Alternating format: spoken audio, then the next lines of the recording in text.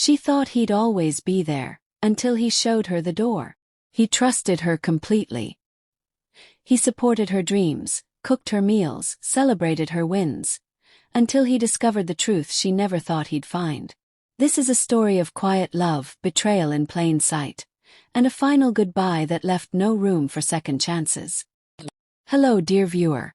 I'm truly glad you're here. If it's your first time watching, welcome. Be sure to subscribe and share this video with someone who'd appreciate a good story. And let me know in the comments where you're watching from, your city or country. Now let's begin. Miles and Serena were, in many ways, kindred spirits. Reserved by nature and drawn to the gentle rhythm of life, they met one rainy afternoon in a tucked-away coffeehouse near the heart of the city. A place with mismatched chairs, soft lighting, and the kind of quiet that made conversation feel effortless. From that first chat over lattes and mismatched pastries, something clicked. No games, no pretense. Just an unspoken understanding. Their bond grew quickly. They shared rent in a modest apartment filled with soft lighting, overflowing bookshelves, and the scent of lavender candles. Their days were peaceful. They cooked together, often improvising with whatever ingredients they had, binge-watched slow-burn dramas at a shared pace, and daydreamed about a European getaway. Miles had already drafted 2 possible travel itineraries. Miles worked from home as a freelance visual designer. His days spent creating brand identities for local businesses. Serena was steady and structured, an administrative analyst at a nearby firm. Her income kept their household budget predictable. They weren't rich, but they were comfortable. Weekends were simple pleasures, walks through the botanical gardens, farmers markets, or laying on the couch laughing over viral videos. Miles adored Serena. Her wit, her sharp mind, her moral compass. She never missed anniversaries or birthdays, and in return, he showed up for her in all the small ways that truly mattered. Their life wasn't glamorous, but it was real. It was theirs. That is, until a subtle change began. One evening, Serena came home with a gleam in her eyes and an envelope in her hand. She had been offered a job at a fast-growing tech firm. More pay, better benefits, and a clear path for advancement. The opportunity had come through Julian, an old university acquaintance, she said. When Miles asked about him, she waved it off. Julian?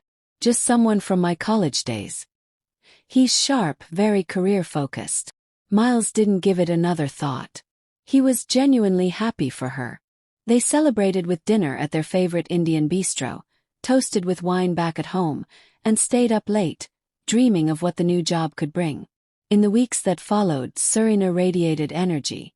She came home full of stories about her fast-paced new environment, quirky coworkers, and challenging projects.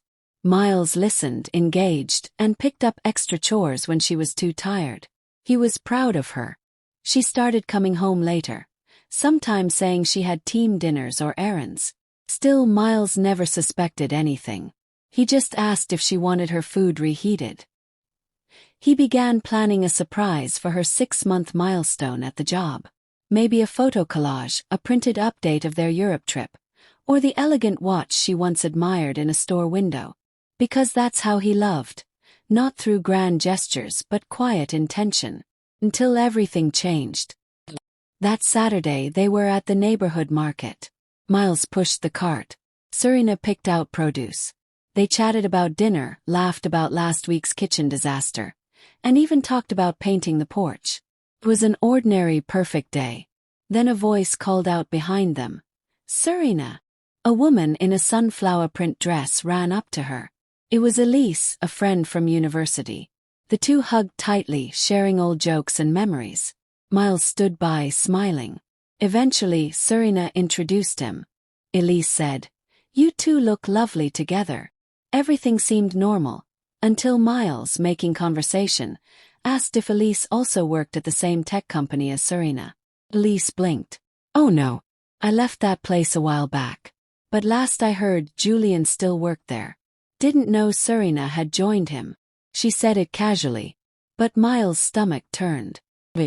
She hadn't mentioned working with Julian, just that he'd referred her. He didn't say anything at the time. But a seed of unease had been planted. That night, after Serena had fallen asleep, Miles opened his laptop. He searched private investigator near their area. What followed was 2 weeks of quiet unraveling. Photos came in. First innocuous. Then, Serena leaving the apartment early, pulling into a suburban driveway, not the office, staying for hours. Sometimes Julian greeted her at the door. Other times she used a key. Then came the image that confirmed everything. Kiss. Long, slow. Not just physical, intimate. Miles stared at it for hours. He had prepared himself for this possibility, but seeing it, he remembered every moment she had lied to his face. The late nights, the drained expressions, the fake tired smiles. By week's end, the investigator handed him a thick file. Time logs, photos, a betrayal documented in cold detail. That evening when Serena walked in, sighing that her meeting ran long, Miles didn't argue. He simply said, "Sit down." Then he slid the folder across the table. She opened it, saw herself, then Julian, then the kiss. She didn't deny it, didn't cry, just whispered, "I didn't mean for this to happen." She said it started as reconnecting. That Julian was someone she once dated, briefly, in college. But old feelings rekindled. And she couldn't stop herself. Miles sat still. His silence louder than a scream. Then he stood, walked to the window, and said without turning around, "You have 2 hours to pack and leave. This home, this life. You chose to walk away from it." He tried to speak. He raised a hand. "It's done." And just like that, Serena packed a bag and left without looking back. But Miles didn't stop there. That same night, he compiled the evidence, every photo, date, and note, into one polished email. He sent it to the company's HR department. It wasn't vengeance. It was consequence. 4 days later, Miles got the call. Julian and Serena had both been terminated. Company policy. He thanked the caller and went on with his day. That evening his phone rang. It was Serena. Her voice was sharp, trembling with fury. "You ruined my career." Miles replied simply, "You ruined your own life. I just told the truth." Click. The line went dead. The divorce was swift, uncontested. Miles wiped the slate clean, blocked her on every platform, deleted their photos, packed away the memories. 2 months passed. One rainy afternoon, Serena returned to Julian's house unannounced, hoping for comfort. But through the window she saw him, laughing, arms wrapped around another woman. When he answered the door, he was unfazed. "You should have called. We were never exclusive." The betrayal hit harder this time. And she remembered why they hadn't worked out the first time. Serena spiraled. Rejected. Shame. She called Miles. Left voicemails. Sent long emails begging for a second chance. Finally she received a reply.